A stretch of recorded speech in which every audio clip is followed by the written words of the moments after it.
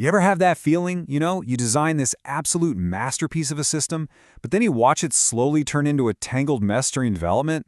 Well, today we're going to dive into architecture as code, an approach that makes sure your brilliant designs actually become reality instead of just some dusty old blueprints. And this quote right here from Neil Ford and Mark Richards, wow, it just hits home, doesn't it?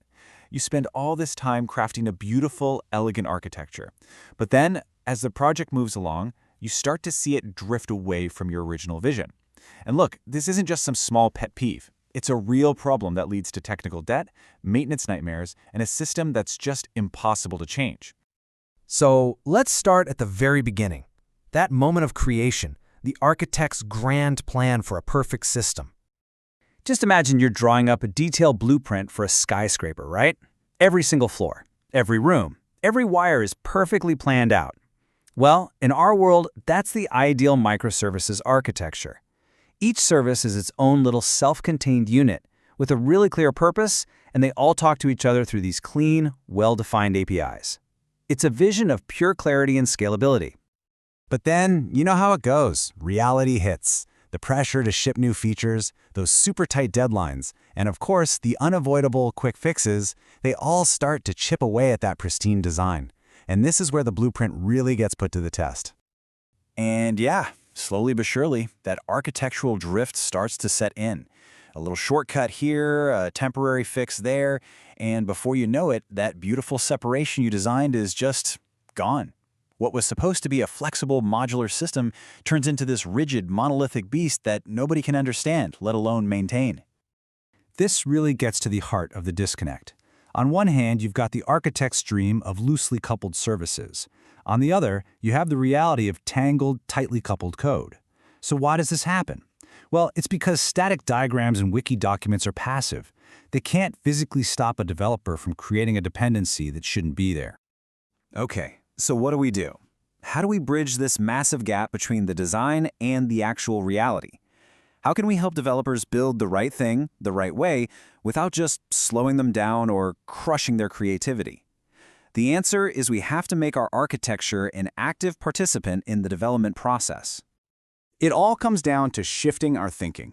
We need to move away from this idea of a static blueprint that just gathers dust on a shelf. We need a blueprint that is alive, that is active, and that is a real part of the system itself. So what does this living blueprint actually look like?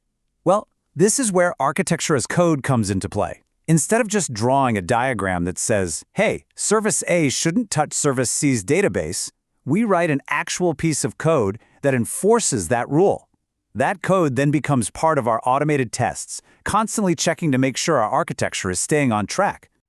This creates an incredibly powerful feedback loop that gets baked right into the developer's workflow. It all starts with defining your architectural rules, the basic do's and don'ts of your system. Then, you translate those rules into code, maybe using a tool like ArchUnit for Java or NetArchTest for .NET. But the real magic, that's in step 3, automation. These checks get plugged into your CI pipeline, so they run automatically every single time code changes. And the final, most crucial step, instant feedback. If a developer accidentally breaks a rule, they know about it immediately, and they can fix it before it ever becomes a real problem. Now, what's so cool about this is how it completely changes the relationship between the architect's design and the day-to-day work of developers. It stops being about policing them and starts being about guiding them. This is a really important distinction. It might seem subtle, but it's a huge shift in thinking. We're moving away from a gotcha approach to a let me help you philosophy. It's not about adding yet another layer of tests just to find problems after they've already been created. It's about giving real-time guidance to developers, helping them see the architectural impact of their code as they write it. Think of it this way. A traditional testing framework is kind of like a smoke detector. It's great. It'll tell you when there's a fire, but it doesn't do anything to stop the fire from starting. A feedback framework, on the other hand, is like building with fire-retardant materials from the start. It's designed to prevent the fire from ever breaking out in the first place. It's a proactive approach that builds quality right into the fabric of your code. So let's tie this all together. Why should you really care about architecture as code? I mean, what are the actual tangible benefits for you, your team, and your projects? When it comes right down to it, architecture as code is the cure for that architectural drift that plagues so many projects. It creates this living, breathing contract between the design and the implementation. It's like a guardian for your system's integrity, preventing that slow decay of quality that leads to technical debt and so many headaches down the road. In short, it's the key to making sure that the beautiful, elegant system you designed is the one that actually gets built. So I'll just leave you with this one question to think about. Is your architecture a relic, something collecting dust in a forgotten corner of your wiki?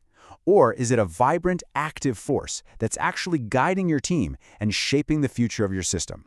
The choice is yours, and it's a choice that could totally redefine the way you build software. Thanks for joining me on this one.